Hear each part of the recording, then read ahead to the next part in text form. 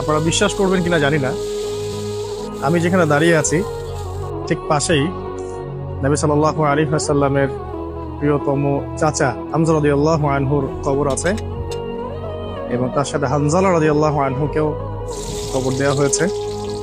আপনারা বিশ্বাস করবেন কিনা জানি না যে আমরা এখানে দাঁড়িয়ে আছি, এখান থেকে আমরা সুঘ্রাণ পাচ্ছি, কোনো সন্দেহ নাই যেটা জান্নাতের সুঘ্রাণ। এবং আপনি যত এই মাকবারার কাছে আসতে থাকবেন সুঘ্রাণ তত বাড়তে থাকবে।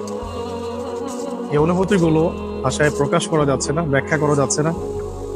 যদি আপনারা এখানে আসতে পারেন, আল্লাহ পাক তৌফিক দান করেন, আপনারা সশরীরে এখানে এসে এই অনুভূতিগুলো বুঝতে পারবেন ইনশাআল্লাহ। আপনারা বিশ্বাস করবেন কিনা জানি না, আমি যেখানে দাঁড়িয়ে আছি ঠিক পাশেই নবী সাল্লাল্লাহু আলাইহি ওয়াসাল্লামের প্রিয়তম চাচা হামজা রাদিয়াল্লাহু আনহুর কবর আছে এবং তার সাথে হানজালা রাদিয়াল্লাহু আনহুকেও কবর দেওয়া হয়েছে। আপনারা বিশ্বাস করবেন কিনা জানি না যে আমরা এখানে দাঁড়িয়ে আছি, এখান থেকে আমরা সুঘ্রাণ পাচ্ছি, কোনো সন্দেহ নাই যেটা জান্নাতের সুঘ্রাণ। এবং আপনি যত এই মাকবারার কাছে আসতে